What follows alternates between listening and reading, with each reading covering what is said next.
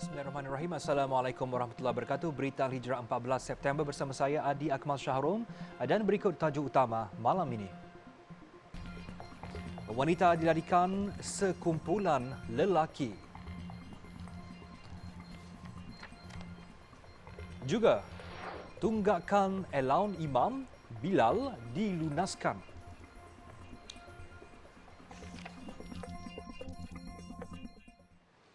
Seorang wanita berusia 36 tahun dilaporkan hilang sejak semalam selepas dipercayai diculik di kampung Sematjal, Tumpat. Ketua Polis Daerah Tumpat ACP Amran Dollah berkata mangsa dipercayai dilarikan oleh 4 lelaki menggunakan sebuah kereta jenis Toyota Vios berwarna perak. Kejadian dipercayai berlaku kira-kira jam 5.10 petang. Insiden tersebut berjaya dirakam kamera litar tertutup CCTV yang menunjukkan kereta tersebut berhenti di hadapan sebuah rumah. Kemudian suspek terlibat turun untuk mendapatkan mangsa. Suspek yang bersenjatakan pistol bertindak menarik mangsa masuk ke dalam kenderaan. Kejadian tersebut cuba dihalang oleh seorang lelaki namun dia ditolak dan suspek kemudian melarikan diri.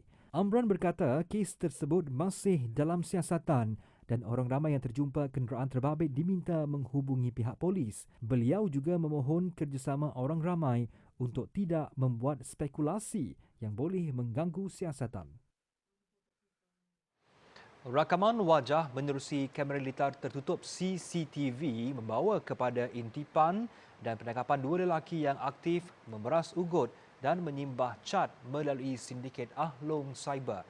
Ketua Polis Daerah Kota Star, Assistant Commissioner Ahmad Shukri Mat Akhir berkata, kedua-dua suspek ditahan sepasukan pegawai dan anggota bahagian siasatan jenayah komersial Ibu Pejabat Polis Daerah IPD Kota Star pada jam 6.30 petang Ahad. Menurut Ahmad Shukri, sebaik mengenal pasti suspek, polis telah melancarkan Ops Vulture dan berjaya menahan kedua-dua mereka sewaktu mencari rumah peminjam untuk menampal notis amaran dan menyimbah cat merah di Taman Seri Tandup, Batu Tiga Tandup. Katanya suspek menyewa kereta dan datang ke rumah peminjam supaya sukar dikesan polis. Jadi Ahlong Cyber ni adalah merupakan Ahlong yang menawarkan pinjaman melalui iklan di social media dengan niat untuk melakukan pemerasan dan ugutan. Jadi pada awalnya peminjam perlu mengisi maklumat pada mana-mana link dalam internet yang diberikan. Jadi pinjaman tu akan diluluskan seberapa segera dan 50% wang yang hendak dipinjam tu akan dipindahkan ke dalam akaun bank mangsa sama ada mangsa bersetuju ataupun tidak.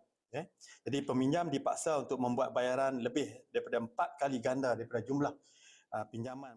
Ahmad Shukri berkata demikian dalam sidang media di Ibu Pejabat Polis Daerah IPD Kota Star hari ini. Jelasnya, siasatan polis mendapati suspek berusia 38 dan 41 tahun merupakan peminjam yang bekerja dengan sindiket Ahlong Cyber selepas mereka gagal melunaskan hutang. Kedua-dua suspek turut mengaku melakukan kegiatan itu sejak Ogos lalu di 3 daerah iaitu Alostar, Kubang Pasu dan Pendang. Katanya mereka menerima bayaran mengikut pakej iaitu RM350 untuk simbah cat, RM150 merantai pagar dan RM50 untuk tampal notis ugutan. Setakat ini terdapat 20 laporan polis berkaitan peras ugut dan simbah cat dipercayai melibatkan kumpulan sindiket tersebut. Menurut Ahmad Shukri, hasil ujian air kencing mendapati kedua-duanya positif dadah jenis metamfetamin. Kes disiasat mengikut Seksyen 5 Fasal 2 Akta Pemberi Pinjam Wang 1951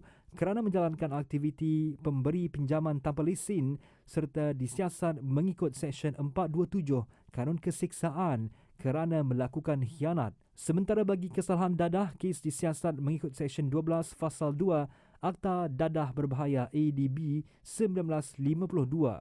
Kedua-dua suspek direman selama 4 hari bermula 12 September hingga Khamis ini.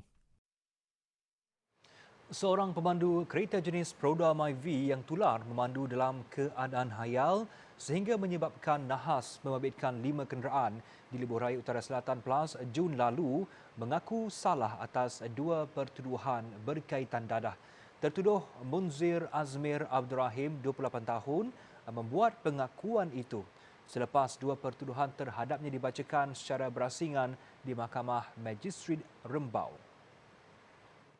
Pertuduhan dibacakan di hadapan Magistrat Kartini Kasran. Mengikut pertuduhan pertama, tertuduh didakwa memiliki tumbuhan kering di syaki dadah jenis cannabis anggaran berat 2.49 gram. Kesalahan itu didakwa dilakukan pada 5 Jun lalu kira-kira jam 10.25 pagi dalam kereta jenis Pro 2 Myvi di kilometer 242.9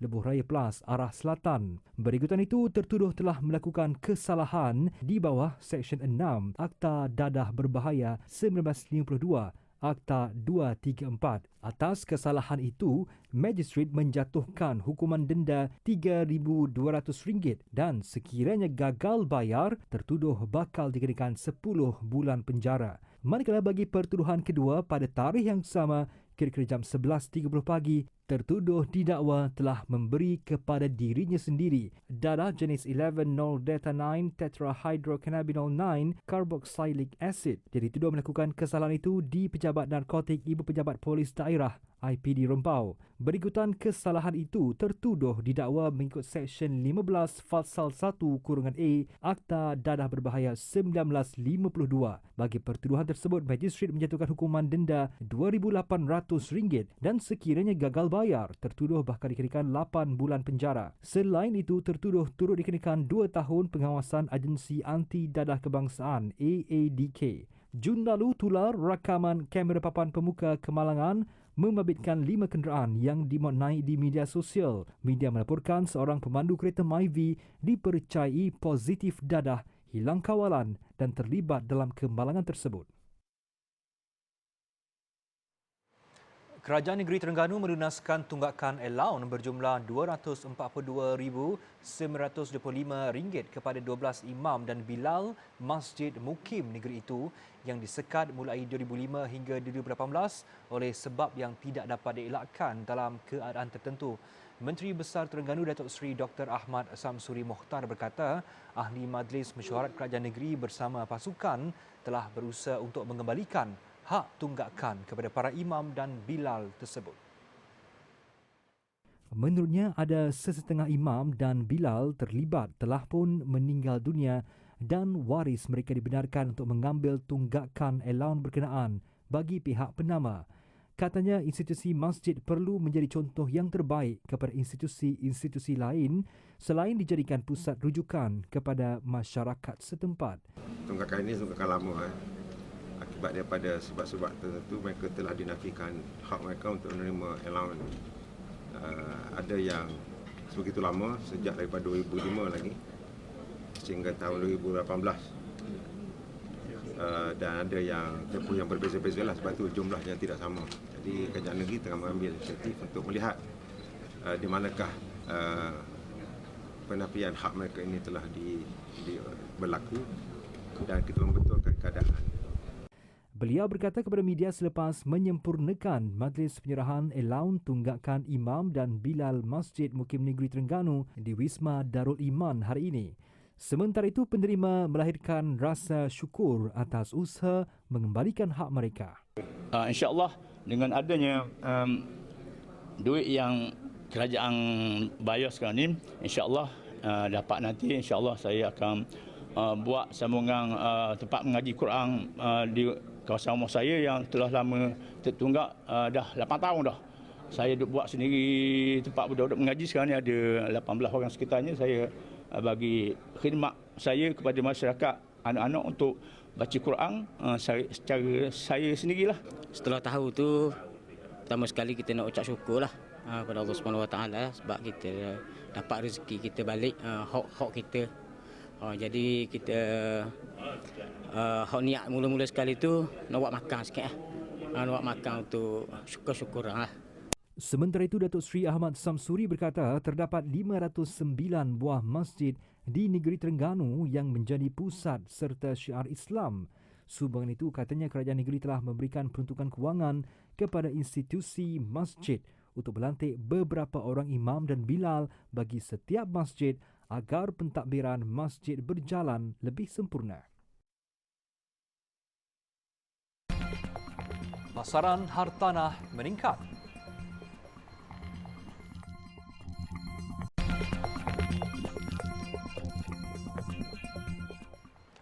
kembali. Selepas seminggu pengumuman kerajaan berhubung kelonggaran pemakaian pelitup muka, orang ramai kekal memakainya ketika ingin keluar dari rumah. Menurut orang awam yang ditemui, mereka telah terbiasa dengan amalan pemakaian pelitup muka selain masih mengambil langkah berhati-hati. Wartawan Abdul Rahman Kunyu yang melakukan tinjauan, ada butirannya. Hampir seminggu kerajaan memberikan kelonggaran pemakaian pelitup muka.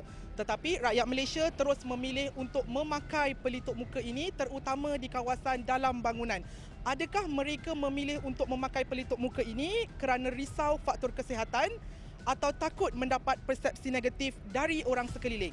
Rata-rata rakyat Malaysia yang ditemui memaklumkan berasa janggal jika tidak mengenakannya selain masih wujud perasaan bimbang kerana negara masih lagi dalam fasa peralihan endemik yang merisikokan mereka dijangkiti. Norma baharu yang telah diterapkan lebih 2 tahun itu membuatkan mereka terbiasa dan tidak melatah jika diberikan kelonggaran. Tinjauan saya di sebuah pusat membeli belah di ibu kota juga mendapati ada premis yang masih menyuruh pelanggan memakai pelitup muka kerana risau akan keselesaan pelanggan lain yang masih menitik beratkan penggunaannya. Dalam pada itu, ada juga premis yang membenarkan pelanggan mengunjungi premis mereka tanpa pelitup muka kerana telah diberikan kelonggaran oleh kerajaan. Itu ikut kemampuan seseorang lah, yang individu. Bagi saya, untuk pakaian ni saya takut satu masih COVID kan. Kalau walaupun ada kelonggaran, tapi kami masih ikutlah untuk keselamatan di masing-masing. Itu semuanya kemampuan masing-masing lah individu. Saya faktor kesihatan lah. Saya masih ada family kan. Saya masih family.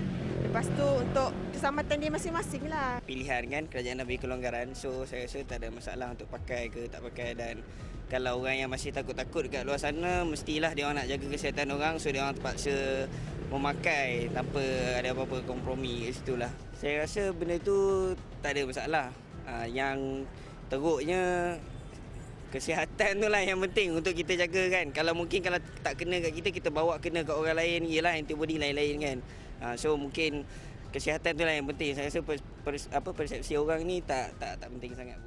Lain pula buat Mohani Abdul Rahman yang lebih selesa jika tidak memakai pelitup muka, tetapi dia khawatir jika orang sekeliling tidak selesa. Bagi akak tak menyusahkan semua orang lah, sebab kadang-kadang tak semua orang yang sihat. Ada yang sakit, ada yang tak, ada yang semput.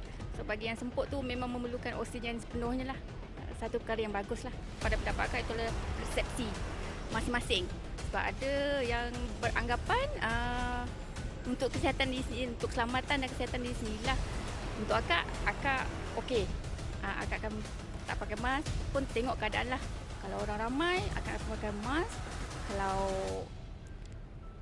kat luar, biasanya akak tak akan pakai mask. Tambahnya, keputusan kerajaan untuk melonggarkan pemakaian pelitup muka itu satu kemudahan terutama ketika negara dalam fasa peralihan ke endemik.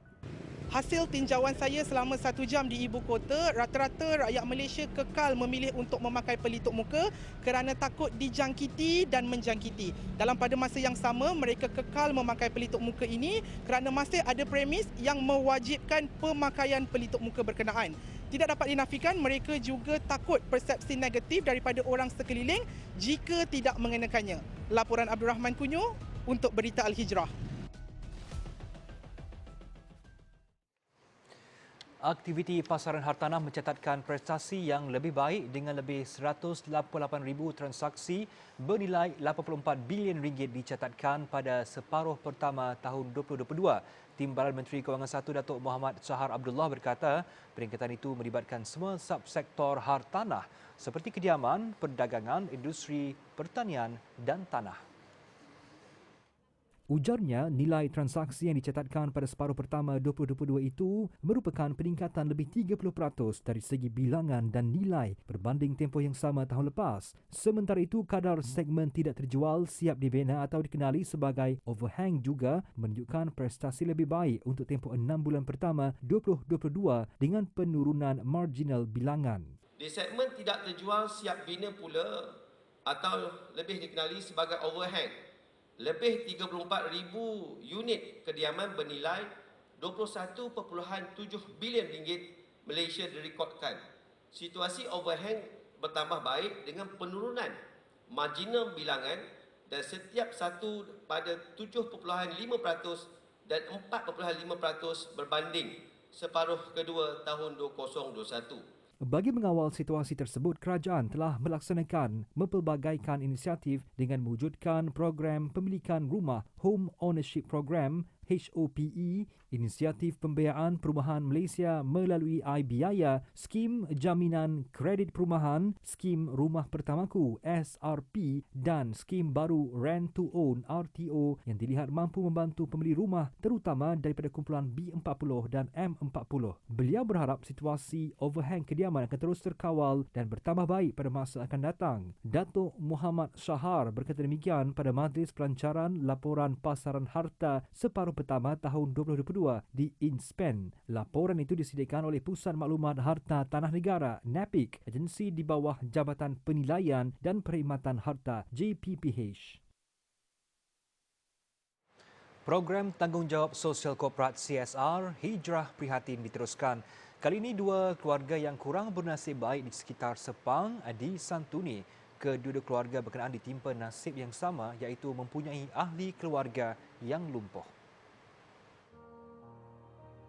Pagi tadi, kru Berita Al-Hijrah bersama tim Hijrah Prihatin menyantuni keluarga Abdul Rauf Atan. Serangan strok yang dialaminya menyebabkan beliau tidak mampu bergerak dan berinteraksi. Pendapatan seisi keluarga terpaksa ditanggung penuh oleh isterinya yang merupakan seorang tukang cuci dan pemandu teksi. Bagi meringankan beban beliau sekeluarga, Hijrah Prihatin bersama Pertubuhan Kebajikan Anak-Anak Basri KAB menyumbangkan bakul makanan keperluan asas dan kerusi roda serbaguna yang mampu memudahkan suaminya untuk bergerak, terutama ketika membuang air besar. Lain pula kisah buat keluarga Muhammad Izzat. Nasib tidak menyebelahi isterinya Fairuz Fajilah yang lumpuh selepas 10 hari melahirkan anak keduanya. Lebih menyedihkan, kaki kirinya terpaksa dipotong kerana menghidap penyakit diabetes. Suaminya yang merupakan seorang pemandu lori terpaksa menguruskan anak istimewa dan isteri yang mempunyai penyakit kronik.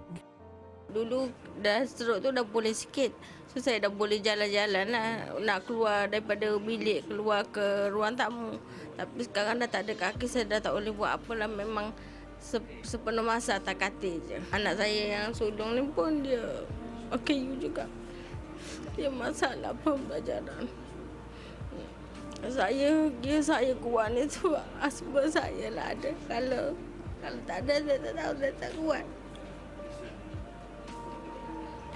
Saya terima kasihlah Hijrah Prihatin datang melawat saya. At least saya happy lah juga ada orang datang tengok kan. Terima kasih sangat-sangat. Menurut Pengerusi Pertubuhan Kebajikan Anak-Anak Basri KAB, kolaborasi bersama Hijrah Prihatin memberikan impak besar kerana mereka mampu melebarkan sayap dengan lebih jauh bagi membantu insan yang memerlukan. Pertubuhan KAB sendiri sangat bertuah dan berbesar hati kerana sentiasa disokong oleh penyumbang-penyumbang dan yang menghulurkan bantuan, para dermawan dan sebagainya, dan kita masih dan akan sentiasa mengalu-alukan sumbangan dalam bentuk apa saja yang difikirkan sesuai, kerana sebagai contoh hari ini setelah kita memerhatikan ada beberapa keperluan yang amat mendesak. Hijrah Prihatin edisi ini juga mendapat sokongan penuh daripada Pertubuhan Ikram Sepang dan Ketua Kampung Datuk Abu Bakar Baginda. Moga-moga kerjasama ini bukan sahaja di daerah Sepang tapi juga mungkin meliputi daerah-daerah lain di negeri Selangor khususnya, untuk kita menyebarkan kebaikan, rahmah di dalam masyarakat, menyantuni, dan dia mungkin menjadi contoh pada masyarakat dan juga pertubuhan-pertubuhan NGO yang lain untuk kita bantu-membantu. Harapan saya moga-moga masyarakat kampung kita pun nanti menjadi seperti KAB lah, semuanya mengejar akhirat bersama. Jadi kita dapat, saya sebenarnya dalam proses membina masyarakat berakhlak mulia, di antara akhlak yang sangat mulia lah, dan satu tuntutan kepada kita sendiri. Orang ramai yang ingin menghulurkan sumbangan boleh terus ke akaun Maybank Pertubuhan Kebajikan Anak-Anak Basri bernombor 562 405 644 464. Pertempuran di tebing barat, 2 rakyat Palestin maut.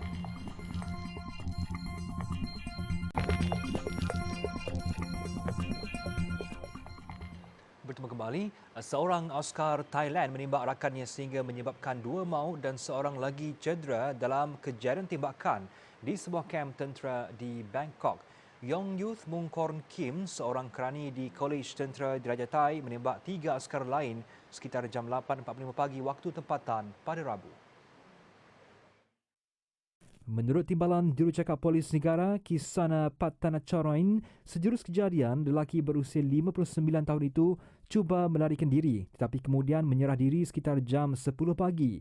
Berdasarkan laporan awal, senjata yang digunakan ialah pistol berukuran 9mm. Punca dan motif kejadian itu sedang dalam siasatan. Insiden tembakan pada skala besar-besaran jarang berlaku di Thailand walaupun negara itu memiliki kadar pemilikan senjata api yang tinggi. Pada 2020 lalu, seorang askar menembak mati 29 orang awam dalam kejadian amok bersenjata yang berlarutan selama 17 jam sebelum dia ditembak mati di salah sebuah pusat beli belah di Nakhon Ratchasima.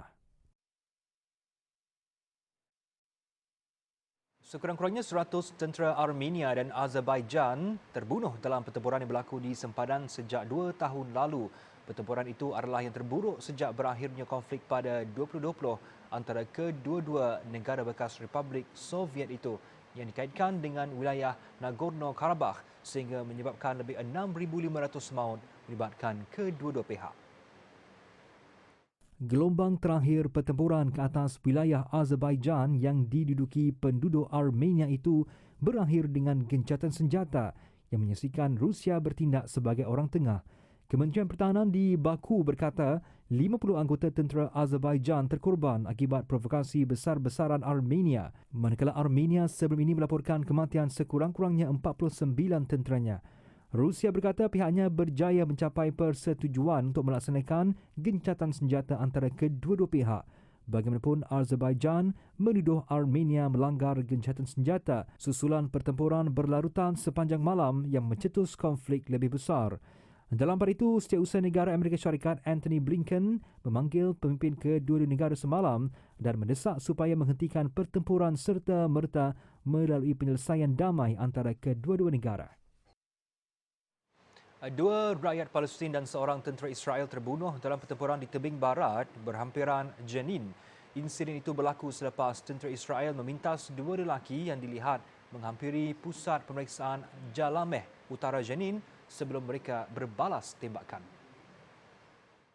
Agensi berita rasmi Palestin, Wafa, mengenal pasti rakyat Palestin yang maut sebagai Ahmed Aiman Ibrahim Abed, 23 tahun, dan Abdul Rahman Hani Subhi Abed, 22 tahun, berasal dari Bandar Kafr dan Bandar Jenin. Media tempatan melaporkan pusat pemeriksaan tersebut ditutup sehingga Jumaat dan ibu bapa warga Palestin yang maut dipanggil untuk mengenal pasti mayat yang kini dalam tahanan Israel. Dalam pada itu, Brigade Jenin mendakwa 2 rakyat Palestin yang maut sebagai anggota mereka dan mengesahkan telah membunuh seorang pegawai tentera Israel. Pusat pemeriksaan Jalameh adalah laluan utama bagi barangan yang masuk ke tebing barat dari Israel. Mendalami semangat patriotik sememangnya satu galakan buat masyarakat, khususnya golongan muda. Namun turut diutamakan adalah berjuang mempertahankan agama dalam apa jua keadaan.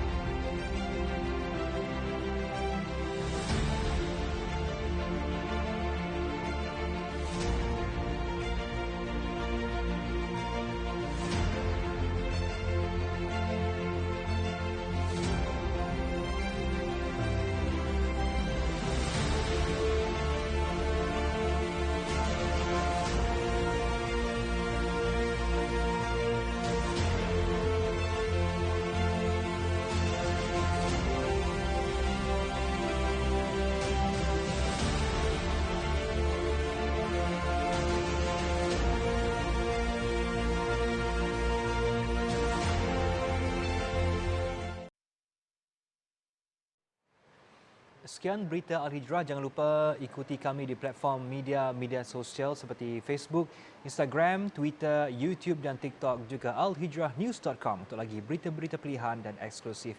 Saya Adeka Masyarum. Assalamualaikum dan selamat malam.